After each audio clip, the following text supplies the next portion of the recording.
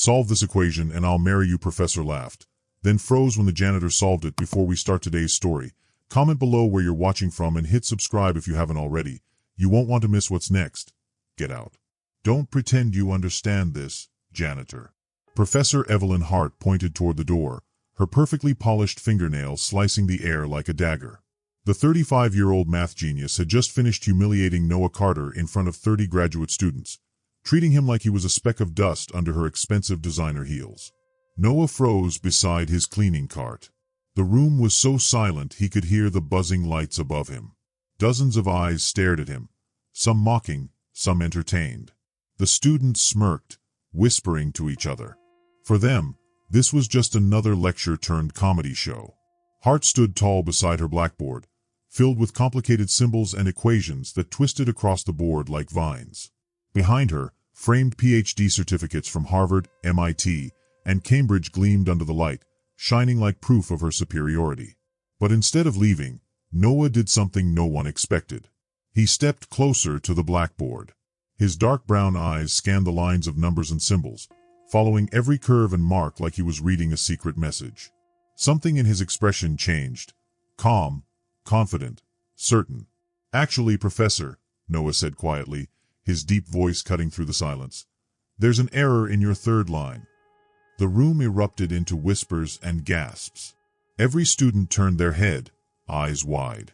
A janitor had just told a math professor she was wrong.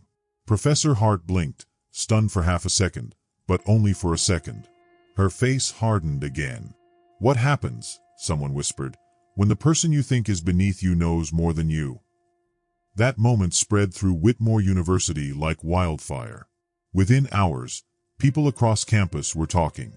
The janitor had corrected Professor Hart, the rising star of the mathematics department. Hart's office overlooked Whitmore's perfect lawns, where rich students lounged in expensive clothes, debating theories over lattes that cost $15. Her office walls were covered with framed degrees and awards. On her shelves sat copies of her published research papers, her name printed in bold letters in famous journals. She was everything the university worshipped: polished, brilliant, and untouchable. Noah Carter lived in a different world, the world that existed underneath that perfection. His shift ran from 6 at night to 2 in the morning. He pushed a cleaning cart through silent hallways, mopped floors, emptied trash cans, and replaced paper towels. He worked in 3 different buildings, including the one Hart taught in. But Noah's secret life existed in those quiet hours when no one was watching. Behind stacks of maintenance manuals in the janitor's closet, he hid a collection of advanced mathematics textbooks. His locker was half filled with cleaning supplies and half with notebooks covered in equations. The pages were worn, some stained with coffee, others filled with complex proofs that only a serious mathematician would attempt. Whitmore was a world divided by invisible walls.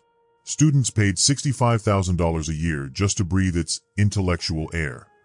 Professors lived like royalty, rewarded with respect and high salaries.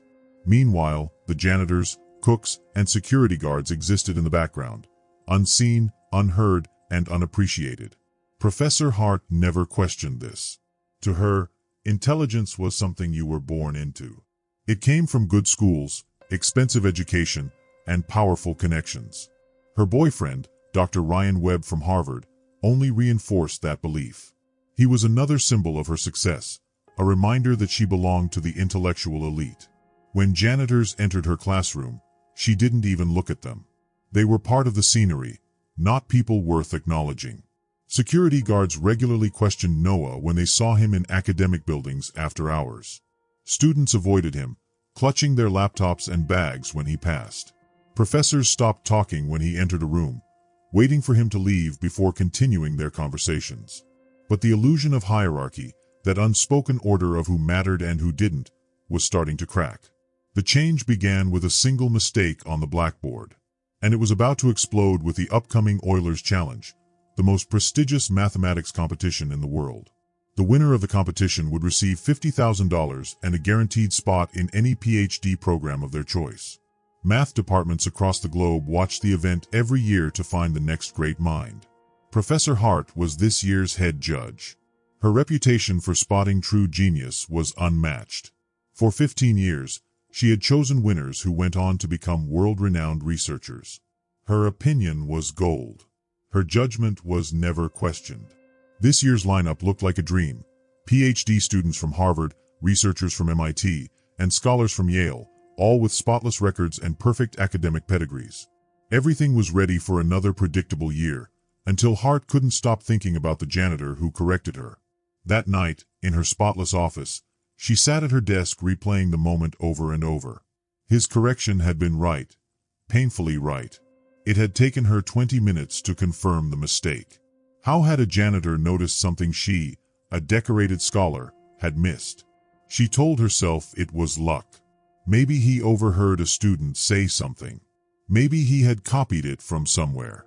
There was no way a janitor could truly understand advanced topology.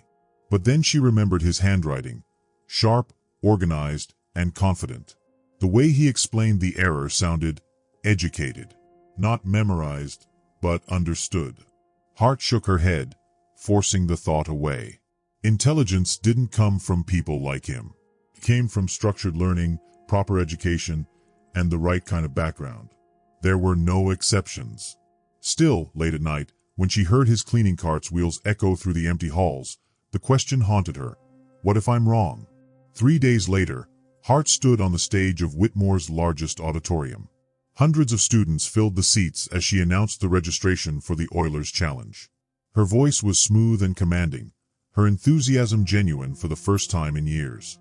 This competition represents the peak of mathematical excellence, she declared. It's not just about solving problems, it's about true understanding. The winner will receive $50,000 and guaranteed PhD admission. The crowd buzzed with excitement. Then a Harvard student raised his hand. Professor Hart, can anyone at the university enter the challenge? He asked. Even, staff? Hart's smile froze. Technically, yes, she said sweetly. But advanced mathematics requires years of proper training. We wouldn't want anyone embarrassing themselves in public. Her gaze swept across the room and landed on Noah, who was standing quietly by the back exit, holding his cleaning cart. The message was clear. Don't even think about it. Let me demonstrate what I mean, she said, turning to the blackboard. She wrote a calculus problem that looked simple but required tricky techniques, trigonometric functions, powers, and integration by parts. Anyone who can't solve this shouldn't waste time entering, she added. The students began scribbling furiously. After a few minutes, most arrived at the correct answer. Hart nodded proudly. Excellent. This is the level of mathematical maturity we expect. She turned to erase the board, but then a calm voice interrupted. Professor Hart, Noah said, there's a more elegant approach using symmetry. The room fell silent. Every head turned toward the man in janitor's clothes who had dared to interrupt. Hart froze, then smiled tightly. Oh, really? She said mockingly. Please, show us. Noah walked to the front. His shoulders were straight, his eyes focused. He picked up the chalk and began writing smoothly across the board. His solution was simple, clear, and beautiful. He used symmetry to shorten the work in half, revealing the hidden structure of the equation. By recognizing the mirror symmetry, he explained calmly, we can transform the integral and reach the same result with fewer steps. Even the graduate students leaned forward, impressed. Hart herself couldn't help but notice how elegant his reasoning was. When Noah finished, the answer was the same, but his method was twice as clean. Applause broke out, but quickly died under Hart's sharp glare. Her pride burned. Fueled by anger, confusion, and something she didn't understand, maybe admiration, she grabbed the chalk and scrawled a massive differential equation across the board. Fine, she said sharply. If you think you're so brilliant, solve this. If you can, I'll marry you. The students gasped. Nervous laughter filled the room. Noah stared at the board for a few seconds, then began to write. His chalk strokes were confident, his logic precise. He didn't pause. 5 minutes later, he set down the chalk. Every step was correct. The final answer matched exactly. Hart went pale.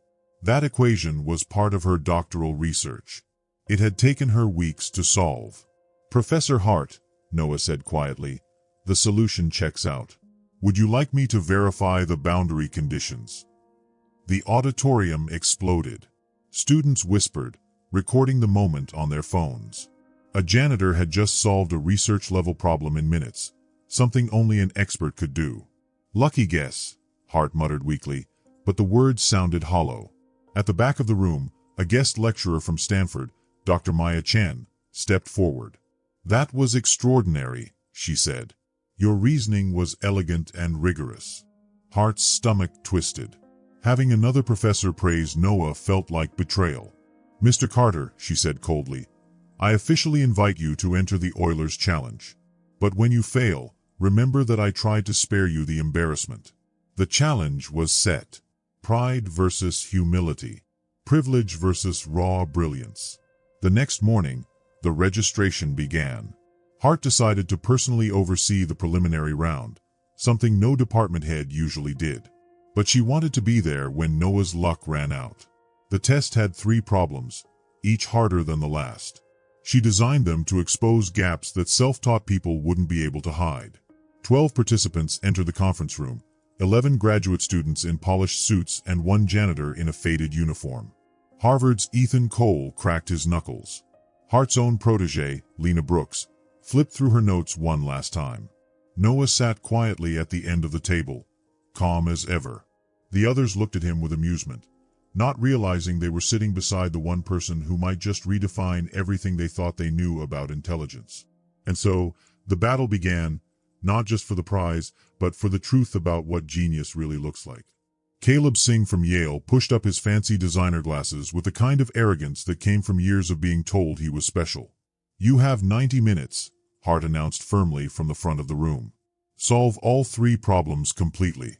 The first problem asked the contestants to find the maximum value of a function with certain constraints. Most students immediately began writing long chains of equations, their pencils scratching across the paper as they tried to apply every rule and formula they knew. The room was filled with the sound of calculators tapping and pages flipping. But Noah didn't rush. Instead of diving into heavy math, he paused, looked at the board, and began to think differently. While the others got lost in algebra, he pictured the problem in his mind. Using simple geometric reasoning, he imagined the curves of the function like shapes on a graph. Then he realized the answer wasn't hidden in the numbers. It was the point where 2 curves touched each other perfectly. He solved the entire problem with almost no calculation, using pure insight. Problem 2 involved analyzing a complicated kind of matrix. Graduate students groaned softly and began scribbling lines of equations, trying to find determinants and eigenvalues through messy steps. They followed what they had been taught in advanced classes, methods that took time and patience. Noah looked at the problem quietly for a few moments. His eyes traced the matrix, and he noticed something, an elegant pattern in the numbers that everyone else missed. He saw that each row followed a hidden rule, and once he recognized it, the entire answer became obvious. Without doing any of the long computations, he wrote down the correct result instantly. The judges exchanged curious looks. Then came the third problem, a famous one from the history of mathematics, dealing with infinite series. Most of the other contestants frowned when they saw it. Even advanced graduate students struggled with such problems. They tried complicated techniques they had read about in textbooks. But Noah smiled faintly. He knew the story behind this problem. It was one of the classics, solved long ago by a brilliant mathematician named Euler. Noah explained the traditional method Euler had used, walking the judges through the reasoning step by step. His understanding of both math and its history impressed everyone in the room. Hart called out, though her voice had lost its sharpness. Something about Noah's calm confidence had unsettled her. As the judges reviewed the solutions, a strange pattern appeared. Noah's answers weren't only correct, they were simpler, clearer, and more beautiful than anyone else's. While the others had used pages of formulas, Noah's solutions fit neatly on one page. They showed a deep understanding that went beyond training or memorization. Dr. Chen studied his papers with growing fascination. Something about the way he wrote, his style, his structure, even his choice of symbols, felt strangely familiar, like she had seen it before in old mathematical notebooks. She couldn't quite place it, but it gave her chills. All candidates pass, Hart finally announced, her tone flat. The competition begins tomorrow. But inside, she was shaken. The real competition had already started, inside her own mind. She couldn't explain how someone with no degree, no background, no formal education could show that level of mathematical brilliance. That evening, alone in her office, Hart typed Noah's name into every database she could access. Noah Carter. Nothing. No research papers. No degrees. No university enrollment. Nothing that connected him to mathematics at all. It made no sense. The more she searched, the more her frustration grew. How could someone completely outside the system be this good? Within hours, social media caught fire. Hashtags like #JanitorProfessor and #GeniusCustodian trended worldwide. People everywhere were talking about the janitor who had outsmarted graduate students from the best universities. Academic communities began to argue online. Could someone really master mathematics without formal training? Or was this just a fluke? That night, Hart's phone buzzed. It was her boyfriend from Harvard, a man just as proud and dismissive as she used to be. "Catherine," he said mockingly, "you're not actually taking this janitor seriously, are you? It's embarrassing for the department." Hart tried to laugh it off, but his words didn't comfort her. Every time she closed her eyes, she saw Noah at the board, quiet, calm, and brilliant. His chalk moved with confidence. His reasoning was simple yet deep. She had never seen anything like it. For the first time in her career, she started to doubt something she had always believed, that true intelligence came only through years of formal education. Her entire identity was built on that belief. If Noah was real, then everything she thought she knew about genius might be wrong. The next morning, the main university auditorium buzzed with energy. 800 people filled the seats: students, professors, journalists, and curious visitors. The air was electric with excitement.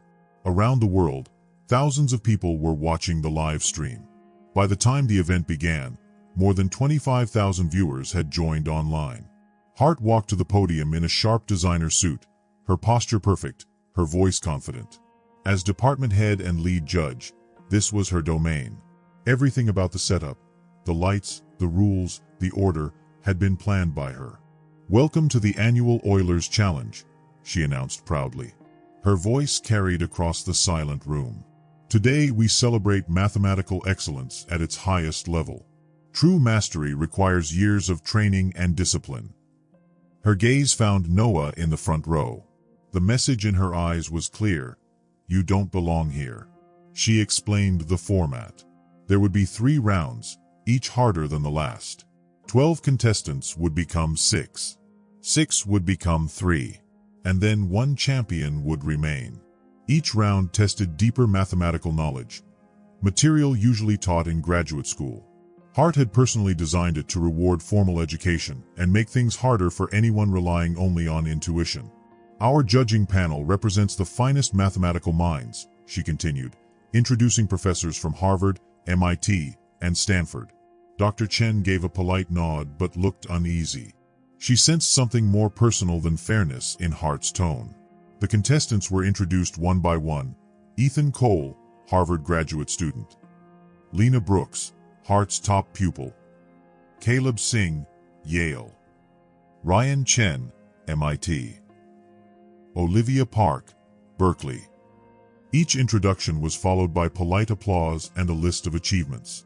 Then Hart said, "Noah Carter, University Maintenance Staff." The room went silent. A few people chuckled. Others shifted uncomfortably. A janitor competing against elite scholars seemed absurd. Hart's smile widened slightly. This was exactly the contrast she wanted. "Round 1 begins now," she declared. The first problem appeared on the big screen. Prove that adding the first few odd numbers always gives a perfect square. It was simple on purpose. Hart wanted the others to shine while Noah failed publicly. The graduate students immediately began writing formal algebraic proofs. Their boards are filled with neat formulas and careful logic. Everything looked exactly as expected. But Noah didn't start with equations. He picked up the chalk and began to draw dots. The audience leaned forward in confusion.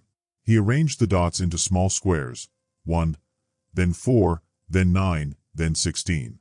With each new layer, he showed how adding the next odd number created the next perfect square. "See," he said clearly, his voice gentle but confident. "Math isn't about memorizing formulas. It's about seeing the pattern underneath." The crowd gasped softly. It was so simple and so clear that even those who hated math understood. He had just turned a complex idea into something anyone could see. Dr. Chen whispered, "That's pure mathematical beauty." The live stream exploded. Comments flooded in. "I finally got it.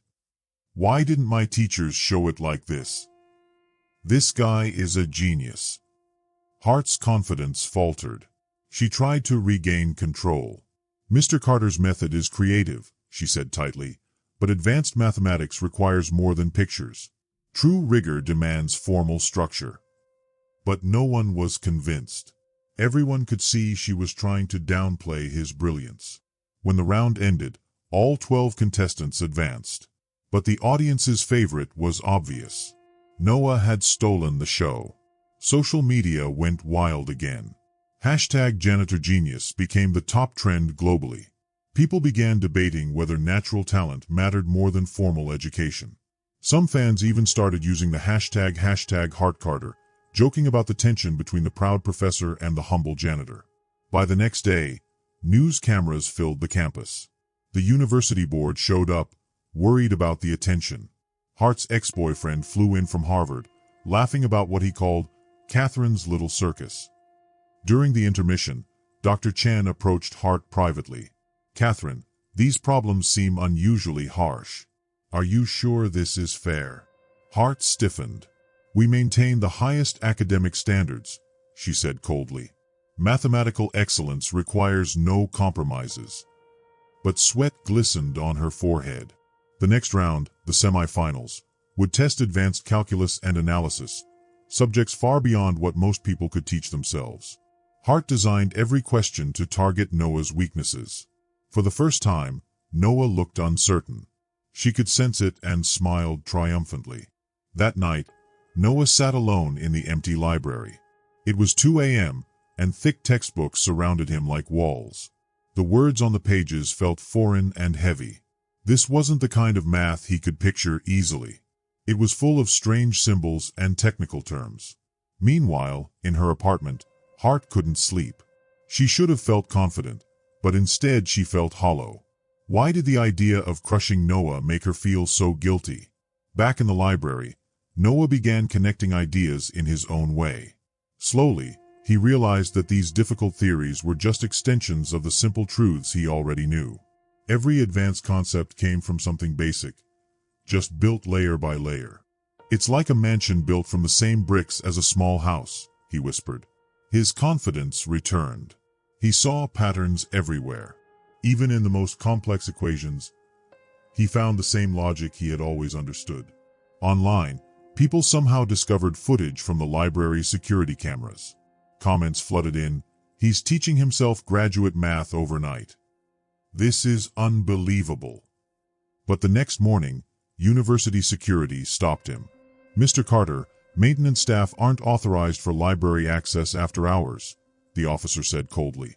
"Academic resources are for students and faculty only." It was clear someone had complained, most likely Hart. Noah said nothing, but his heart sank. Still, he refused to give up. Before the next round, Ethan Cole, the Harvard grad student, approached him. "Watching you solve problems taught me more than 3 years of grad school," he said softly. Lena Brooks, Hart's best student, nodded. "You actually understand what math means, not just how to perform it." Even his rivals were beginning to see his brilliance. But not everyone was kind. Online critics attacked him, calling him a fraud and an insult to academia. Hart's boyfriend published an article saying, "This spectacle undermines the integrity of higher education." The criticism turned personal, mocking Noah's background, his clothes, even his job. Hart didn't defend him. Instead, she made statements about preserving academic standards, fueling the hate. Despite the pressure, Noah kept studying. He realized that all mathematics was connected. The advanced problems were just more detailed versions of the same principles. It's all one big web, he thought. Once you see the links, nothing's impossible. But unlike his competitors, Noah couldn't take time off to rest. He still had to clean classrooms and hallways at night. Exhaustion weighed on him. His hands ached from work, and his eyes burned from lack of sleep. On Thursday morning, Hart noticed him struggling to stay awake. With a cold smile, she said loud enough for cameras to hear, "Perhaps demanding work schedules aren't compatible with serious intellectual pursuit. Some people simply aren't positioned for this level of commitment." The words hit hard because they contained some truth. Noah was exhausted, but he wasn't broken. The semi-final round began. 6 contestants took their places at their whiteboards. The problem appeared on the large screen. Determine the convergence properties of this infinite series and analyze its behavior. To the average person, it looked impossible. Just endless symbols and strange notation. But Noah didn't panic. He looked for the meaning behind the question. Does this pattern settle down or spiral out of control? He asked himself. While the others copied formulas from memory, Noah drew a simple graph. He showed how the series behaved, sometimes calming into a steady rhythm, sometimes growing without limit. Think of it like a bouncing ball, he told the audience, his voice calm. Sometimes the bounces get smaller and smaller until they stop. Other times they grow out of control. Mathematics tells us which happens here. His explanation was simple, elegant, and completely correct. The audience broke into applause, louder than before. For the second time, Noah had turned something only experts understood into something everyone could see and feel. And somewhere in the crowd, Hart felt her certainty cracking once more. Dr. Chen rose from her seat and began to clap, her face glowing with pride and admiration. "Extraordinary," she said aloud, looking toward the other judges. Her voice carried emotion that filled the entire hall. This shows the deepest possible understanding of mathematics. He's not just solving problems, he's uncovering the beauty hidden inside complex theories. Even Hart, who had been skeptical from the beginning, felt an unexpected surge of respect. She didn't want to admit it, but what Noah had just done was something rare. It wasn't a lucky guess or a trick. This was pure mathematical brilliance working in real time, something that could only come from an extraordinary mind. When the round's results were finally announced, only 3 names remained on the board. Lena Brooks, Hart star student, Ethan Cole, the proud representative from Harvard, and Noah Carter, the quiet janitor who refused to let life define his limits. Across the world, over 75,000 people were watching the competition live. Professors, students, and everyday viewers tuned in, fascinated by the idea that someone from outside the academic system might be challenging the world's brightest minds. Universities everywhere waited to see whether their long-held beliefs about education, privilege, and intelligence would survive this unexpected storm. That night, while the audience buzzed online and the competitors rested, or tried to, Hart sat alone in her elegant hotel suite, planning her next move. Her pride had been wounded. Noah's brilliance had drawn attention away from her and her students, and she was determined to take it back. She decided to create what she called the ultimate test, a problem so difficult that no self-taught mind could ever hope to solve it. Hart chose a problem from her own doctoral dissertation, something that had taken her 3 long years to complete. She had needed the help of professors, researchers, and an entire department's worth of resources. If anything could show the limits of self-taught talent, this was it. Tomorrow's final problem, she told the waiting reporters, will demand the deepest possible mathematical sophistication. Only genuine, mature mathematical understanding will be enough. Meanwhile, Noah sat alone in his small apartment on the edge of the city. The light from a single lamp fell on a pile of unpaid medical bills, his mother's. He looked at them for a long time. Tomorrow's competition wasn't just another test for him. It would decide everything: his mother's treatment, his future, his dream of returning to the academic world he'd been forced to abandon years ago. But more than his own life was on the line. Around the world, millions of people, students from poor schools, workers who never got a fair chance, dreamers who were told they weren't good enough, were watching him. They saw in Noah a piece of themselves. If he could win, maybe talent really could beat privilege. Maybe brilliance could shine through, no matter where it came from. Dr. Chen, meanwhile, sat awake in her hotel room. She couldn't stop thinking about Noah's work. Something about the way he approached mathematics seemed familiar. His thought process, his intuition, his unique way of seeing connections. It reminded her of someone, but she couldn't remember who. It felt like trying to recall an old friend's face from a dream. Tomorrow, she thought, would test not just the contestants, but everyone watching. It would challenge their beliefs about intelligence, genius, and what people are truly capable of when they're given, or denied, opportunity.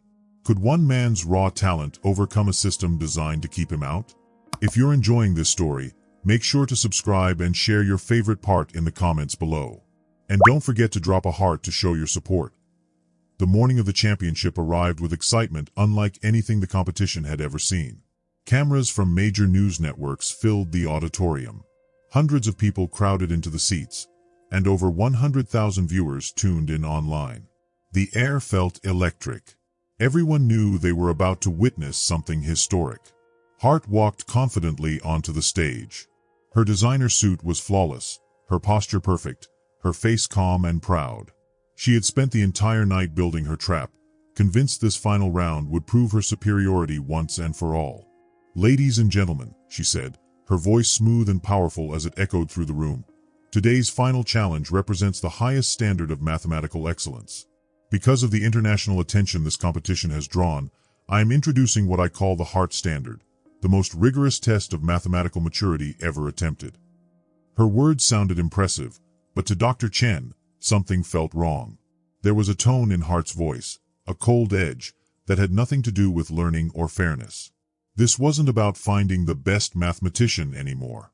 It was about humiliating someone. Hart continued speaking. "Instead of a single problem," she announced, "today's challenge will consist of 3 parts. First, each contestant must solve a research-level problem within 90 minutes. Second, they must present their solution to a panel of experts. And third, they must defend their reasoning against professional questioning." She smiled proudly. "This format will separate genuine mathematical understanding from mere enthusiasm." Her gaze fixed on Noah as she said the words, each syllable sharp as glass. Then the problem appeared on the main screen. Noah froze. His stomach dropped as he recognized it instantly. Hart had used one of her own doctoral research problems, something she had spent 3 years solving. It wasn't just hard, it was almost impossible for anyone who hadn't studied her specific field in detail. To the audience, the text looked like a blur of complicated symbols and long words. But the mathematicians in the room gasped softly. They understood what Hart had done. She hadn't created a fair challenge. She had created an impossible one. Lena and Ethan glanced at each other knowingly. As Hart students, they had studied her research. They had seen problems like this in her advanced seminars. They knew the techniques, the theories, even the small shortcuts Hart liked to use. Noah, though, had none of that background. He had 90 minutes to do what had taken Hart 3 years. A quiet wave of unease spread through the judges and the audience. Online, the live chat exploded. People began typing angry messages. "This isn't fair. She's using her own research. She's trying to humiliate him." Dr. Chen stood up, her face tight with anger. "Catherine," she said, using Hart's first name, "this problem is completely inappropriate for a public competition." "Excellence demands the highest standards," Hart replied coolly, her voice cutting through the silence. "We cannot lower expectations simply because some participants lack proper preparation." Her eyes locked onto Noah again. "You have 90 minutes to prove that you belong among serious mathematicians. Anyone unable to demonstrate true sophistication may withdraw rather than embarrass themselves." The timer began. Noah stared at the board. The problem looked like a wall of symbols in another language. He understood parts of it, but the deeper structure, the advanced physics, the modern theories, were out of reach. For the first time in his life, he felt truly unprepared. The room was completely silent except for the faint ticking of the timer. Cameras zoomed in. More than 100,000 people around the world were watching. Lena and Ethan began working immediately, their pens flying across the whiteboards. They were in familiar territory. Every formula, every step of the method, was something they had practiced. Noah, however, stood still. His whiteboard was nearly empty. He tried to find a starting point, any path forward, but every attempt led nowhere. He erased, tried again, and erased once more. The first 30 minutes felt like pure torture. The other two contestants had already filled their boards with lines of complex equations. Their movements looked confident, rehearsed. Noah's board had only a few broken attempts. Hart, standing near the judges, began narrating for the live stream audience. Her tone was dripping with satisfaction. "What we are seeing," she said, "is the difference between real mathematical education and amateur enthusiasm. Advanced problems like this require years of structured study. Passion alone isn't enough." By the 45-minute mark, the cameras showed Noah's frustration clearly. He had started multiple approaches, each one collapsing. Every time he erased the board, his shoulders slumped a little more. Meanwhile, Lena and Ethan kept building their solutions, confident and steady. The audience could see that Noah was falling far behind. Online comments poured in, "He's completely lost. This is hard to watch." Hart was right. Education matters. On social media, people who had doubted Noah from the start began celebrating. "The janitor finally hit his limit," one post read. Academic Twitter was full of smug remarks about how passion couldn't replace formal training. The story was changing, from underdog hero to cautionary tale. At minute 60, disaster struck. In his third attempt, Noah made a crucial mistake. He applied a theorem he only half understood from self-study. That small error spread through his work like a crack through glass, breaking the whole structure apart. Everything he had written became meaningless. He stood frozen, chalk trembling in his hand, staring at the mess of symbols that no longer made sense. The realization hit him like a physical blow. For the first time in his adult life, Noah Carter looked completely defeated. Hart's voice broke the silence, sharp as a knife. "Perhaps we should allow struggling participants to withdraw with dignity," she said. "There's no need for them to continue this painful display. Some challenges simply exceed the limits of informal preparation." The words hit Noah like a hammer.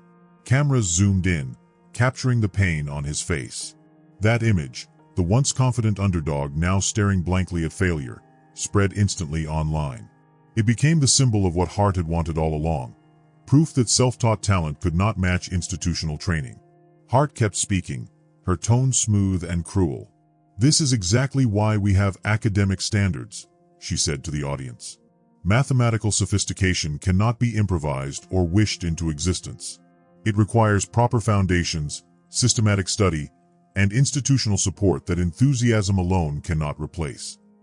Every word felt designed to destroy him completely, to crush not only Noah's confidence but also the hopes of everyone who believed in him. At minute 75, Noah finally put down his chalk. He closed his eyes and took a deep breath. The crowd could almost feel his exhaustion. It looked like he was ready to give up. Hart smiled slightly. In her mind, she had already won.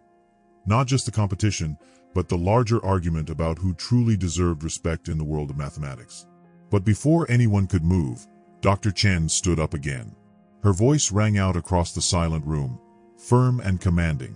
"Before we continue," she said, "I want to remind everyone that the history of mathematics is filled with discoveries made by people who ignored conventional wisdom. The greatest insights often come from those who look at problems differently, without being bound by the rules others take for granted." Her words seemed to cut through the fog around Noah. He opened his eyes slowly. Something inside him shifted. A memory flickered to life, something from his early graduate days at MIT, before life had forced him to drop out. The problem Hart had chosen wasn't identical to one he'd seen years ago, but it was related.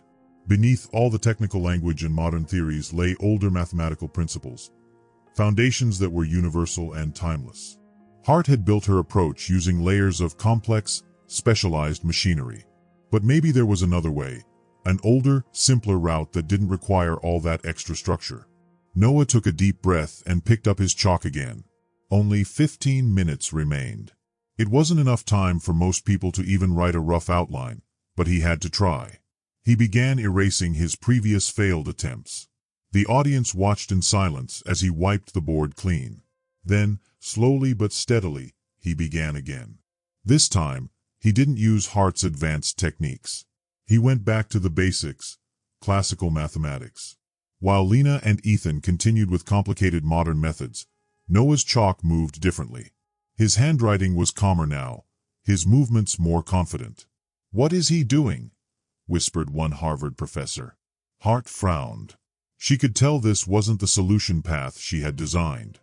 With 10 minutes left, Noah's idea began to take shape. He was treating Hart's complex boundary problem as a problem of balance and simplicity. Finding the path of least energy, the way water flows downhill to its natural resting place. His chalk moved faster now. Where Hart's research had relied on advanced functional analysis, Noah used variational techniques, old, elegant tools that had guided mathematicians for centuries. Where she had used complicated operator theory, he used clean, understandable energy estimates. The mathematicians in the audience began to whisper to each other. They recognized the structure of what he was doing. It wasn't guesswork. It was legitimate mathematics, beautiful in its simplicity. Dr. Chen leaned forward, her heart pounding. She had seen this kind of thinking before, this exact blend of intuition and logic. Suddenly, it hit her who Noah reminded her of, but before she could speak, time expired. The timer buzzed loudly, echoing through the silent hall. Noah dropped his chalk, breathing hard, his whiteboard filled from corner to corner with elegant reasoning that defied every expectation. And the entire world waited to see what would happen next. Noah stepped back from the whiteboard, his marker finally still. On the board was a complete mathematical solution, elegant, precise, and written in an old-fashioned style that few mathematicians used anymore. Yet even if his methods were out of style, they were solid and correct. His reasoning was flawless. Professor Catherine Hart stood a few feet away, staring in stunned silence. For 3 years, she had struggled with this same problem, trying to solve it using the newest and most complicated modern techniques. She had dismissed the classical approaches Noah used as outdated. But now, in front of everyone, those very methods had solved the problem she couldn't. The competition director's voice came through the microphone. "Ladies and gentlemen, we now move to the presentation phase. Each finalist will have 20 minutes to explain their solution." Lena went first. She gave a well-prepared talk, explaining her reasoning carefully. It was fine, correct, but predictable. She used the same ideas that came from Hart's published research. The judges nodded politely, but nobody seemed excited. Then Ethan took the stage. His explanation was also good, clear, and serious, but again nothing new. It was the kind of safe presentation everyone expected. Smart, careful, but easy to forget. Then Noah's name was called. He walked to the front quietly. His blue maintenance uniform looked totally different from the sharp suits and academic robes of the other contestants. But somehow, his calm confidence filled the room. The audience leaned forward. Everyone could feel that something important was about to happen. "I solved this problem," Noah began, his voice steady, using classical variational methods. "When I studied the question, I realized it was really asking a simpler, more fundamental thing. What mathematical shape minimizes energy while meeting the given constraints?" Before he could continue, Hart interrupted sharply. "Mr. Carter," she said, her tone impatient, "this problem requires advanced functional analysis and operator theory. Classical methods can't handle non-linear boundary problems like this one." Noah turned toward her respectfully. "Professor Hart," he said, "with all respect, I think your assumption about what's necessary might be too restrictive. Sometimes, the most advanced tools aren't required if you pick the right approach from the start. Mathematics doesn't care about what's fashionable. It only cares about the truth."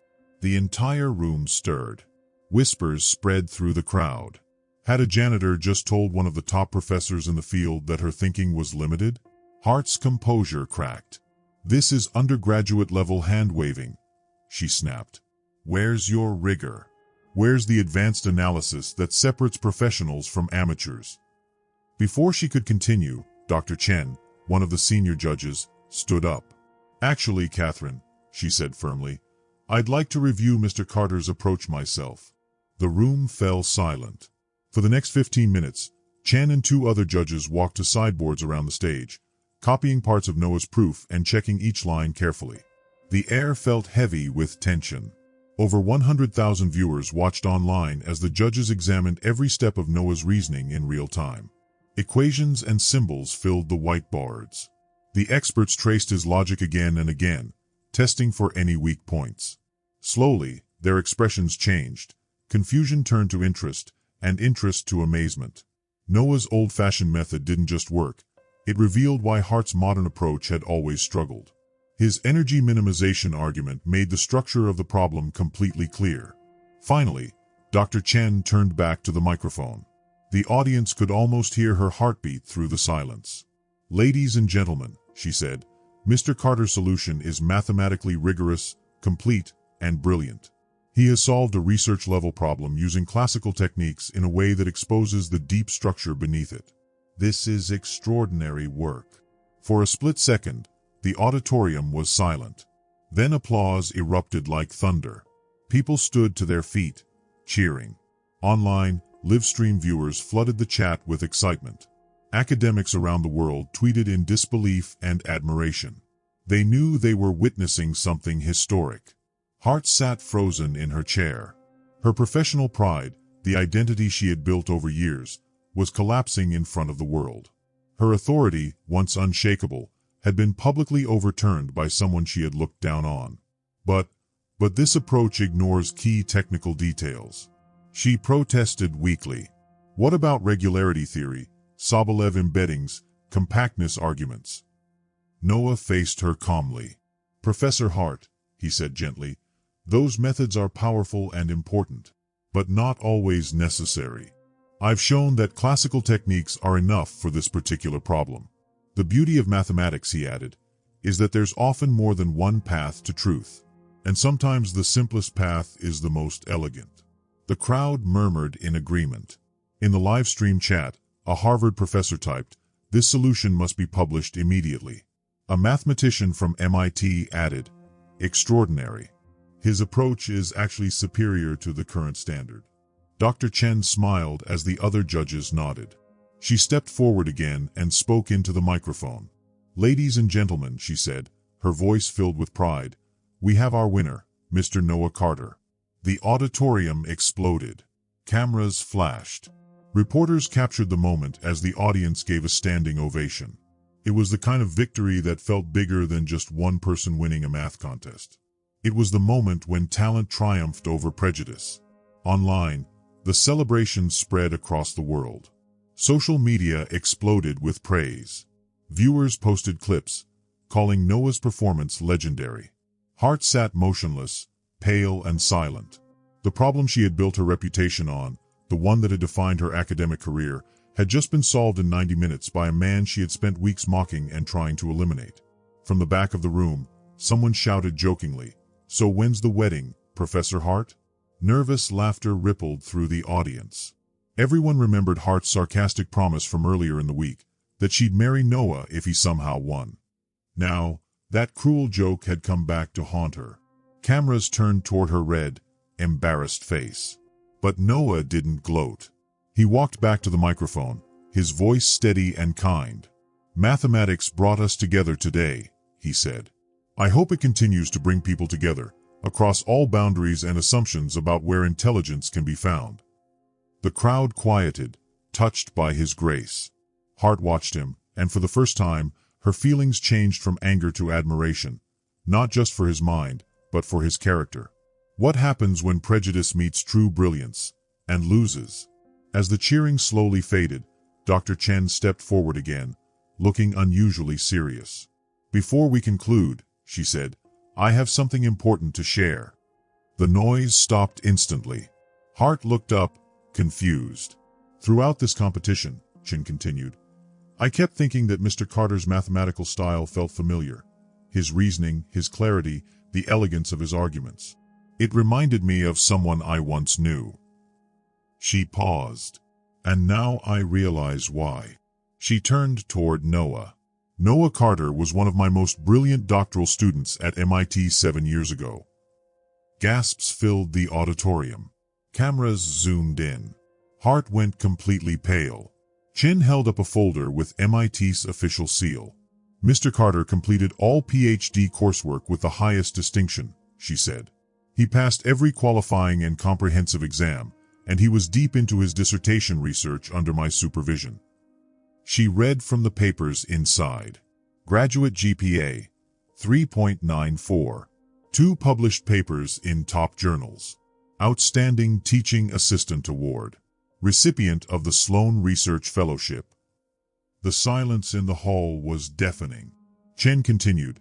He left the program voluntarily during his final year to take care of his mother, who was battling cancer. His departure was a tremendous loss for us. The truth hit like a wave. The university that had hired Noah as a janitor had, without realizing it, given that job to a near PhD mathematician, all because of bias and assumptions. Hart's cruel marriage joke now seemed horrifying. She had mocked a man whose academic record was stronger than her own. On the live stream, the comments exploded. "This is unbelievable," one viewer wrote. "A PhD-level genius working as a janitor?" "Institutional prejudice exposed live," another said. Within minutes, Noah's phone buzzed with notifications. MIT sent an offer to readmit him immediately with full funding. Harvard, Stanford, and Princeton followed quickly with offers of their own. But in the auditorium, all eyes were still on Hart. Everyone wondered, what would she say now, after realizing that she had tried to destroy someone who was not only her equal but far greater than she had ever imagined? Hours later, when the crowd had gone and the cameras were off, the huge auditorium was quiet again. Only 2 people remained. Hart sat alone in the front row, staring at the whiteboards covered in Noah's neat handwriting. Her world had been turned upside down. She felt small, humbled, and deeply ashamed. Footsteps echoed behind her.